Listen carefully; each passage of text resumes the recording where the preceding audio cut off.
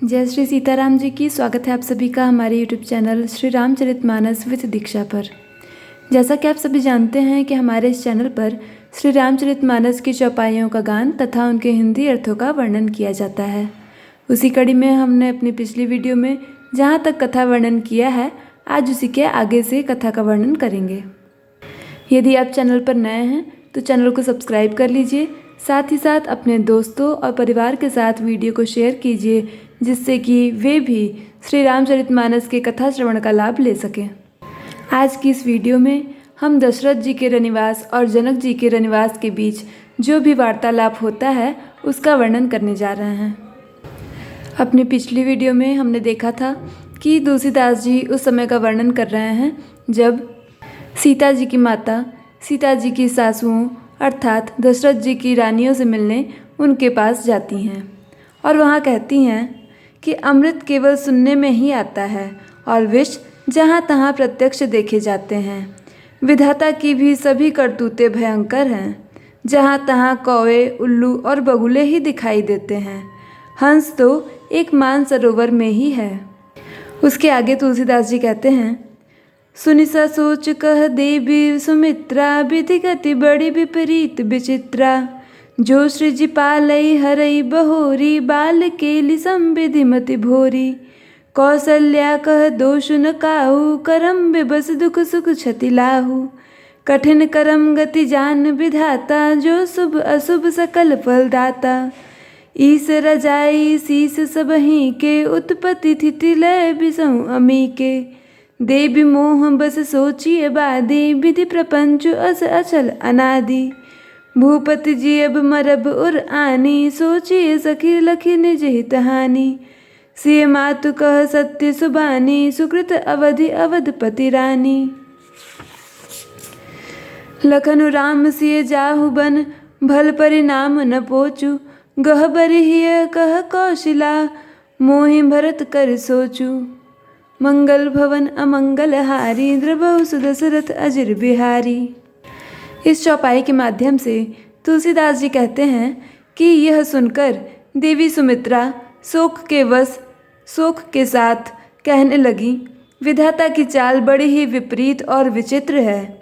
जो सृष्टि को उत्पन्न करके पालन करता है और फिर नष्ट कर डालता है। विधाता की बुद्धि बालकों के खेल के समान भोली अर्थात विवेक शून्य है। कौशल्या जी ने कहा, किसी का दोष नहीं है। दुख सुख हानि लाभ सब कर्म के अधीन है। कर्म की गति कठिन अर्थात दुर्विज्ञेय है, जिसे विधाता ही जानता है, जो शुभ और अशुभ सभी फलों का देने वाला है। ईश्वर की आज्ञा सभी के सिर पर है। उत्पत्ति स्थिति और लय अर्थात उत्पत्ति पालन और संहार तथा अमृत और विष के भी सिर पर है। ये सब भी उसी के अधीन है। हे देवी, मोहवश सोच करना व्यर्थ है। विधाता का प्रपंच ऐसा ही अचल और अनादि है।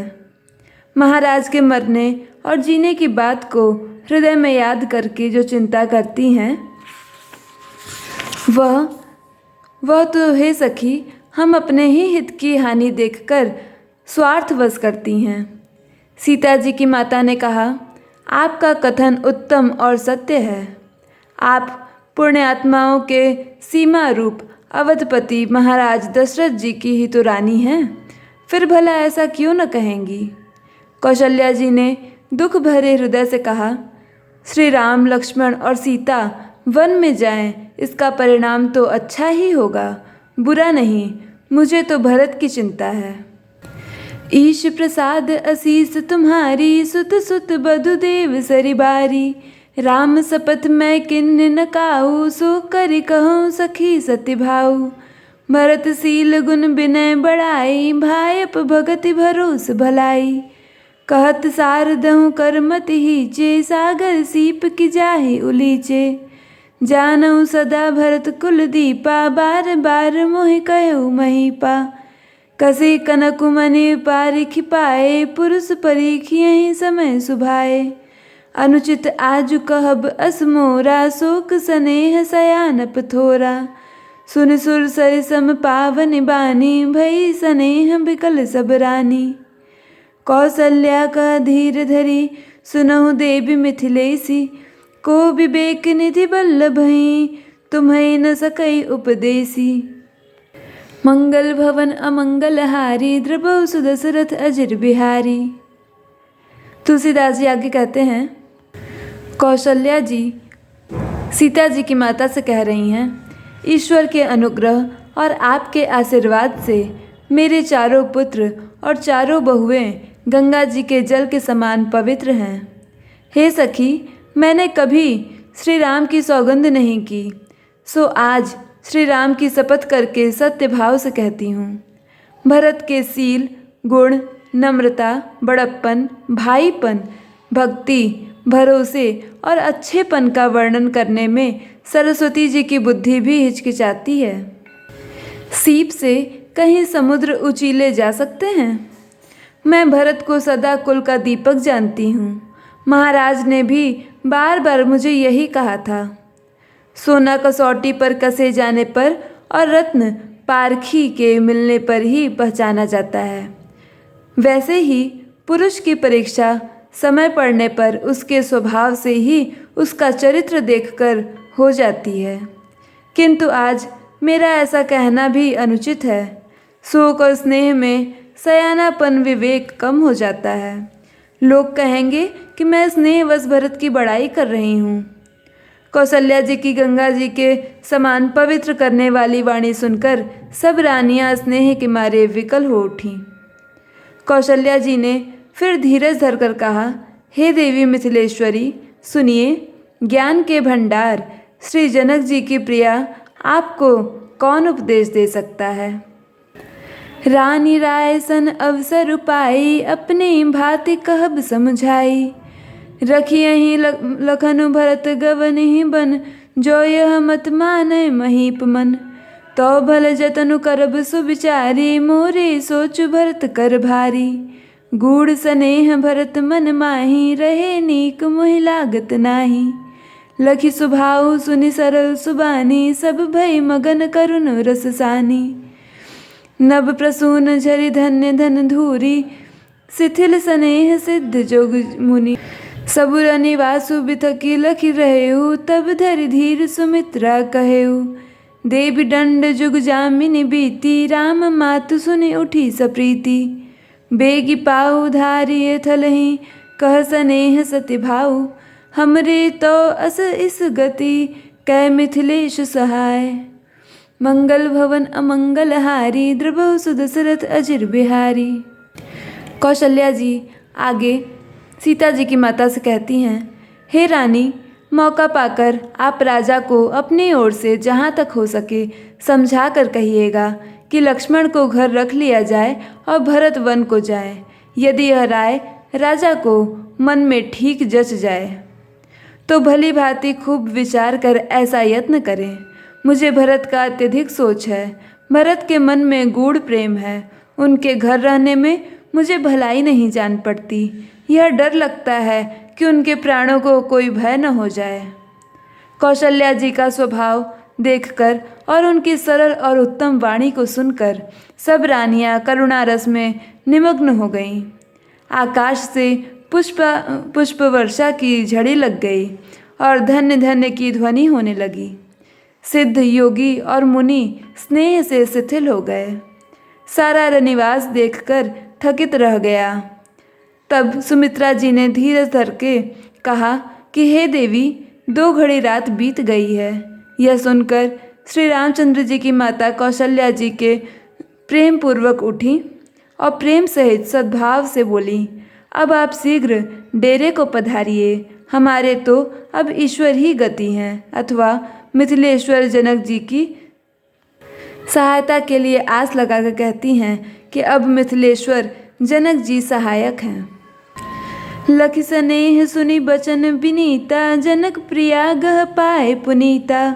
देवी उचित असि विनय तुम्हारी, दशरथ घरिनि राम महतारी। प्रभु अपने नीचहु आदरहि, अगिनि धूम गिरि सिर तिनु धरहि। सेवकु राउ कर्म मन बानी, सदा सहाय महेशु भवानी। रहु अंग जोग जग को है, दीप सहाय कि दिन कर सो है। राम जाए बनु करि सुर काजू, अचल अवधपुर करि हैं राजू। अमर नाग नर राम बाहुबल, सुख बसी हैं अपने अपने थल। यह सब जाग बलिक कही राखा, देखी देवी न होई मुधा मुनि भाषा। अस कही पग परि प्रेम अति, सिय हित विनय सुनाई। सिय समेत सिय मातु तब, चली सुआसयु पाई। मंगल भवन अमंगल हारी, द्रवहु सुदशरथ अजिर बिहारी।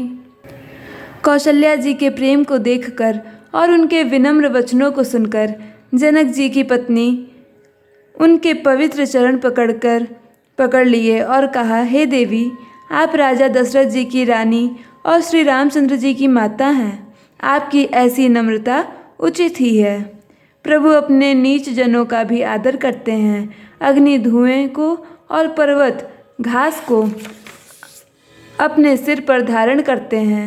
हमारे राजा तो कर्म मन और वाणी से आपके सेवक हैं और सदा सहायक तो श्री महादेव पार्वती जी ही हैं।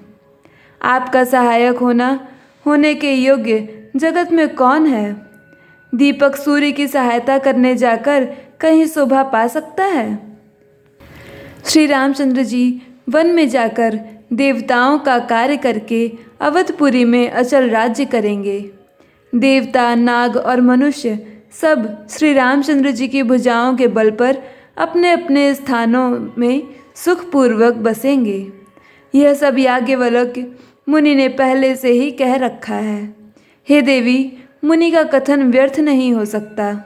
ऐसा कहकर बड़े प्रेम से पैरों पड़कर सीता जी को साथ भेजने के लिए विनती करके और सुंदर आज्ञा पाकर तब सीता जी समेत माता डेरे को चली।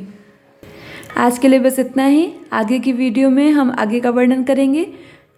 अंत तक जुड़े रहने के लिए आप सभी का बहुत बहुत धन्यवाद। यदि वीडियो पसंद आई हो तो वीडियो को एक लाइक ज़रूर कर दें।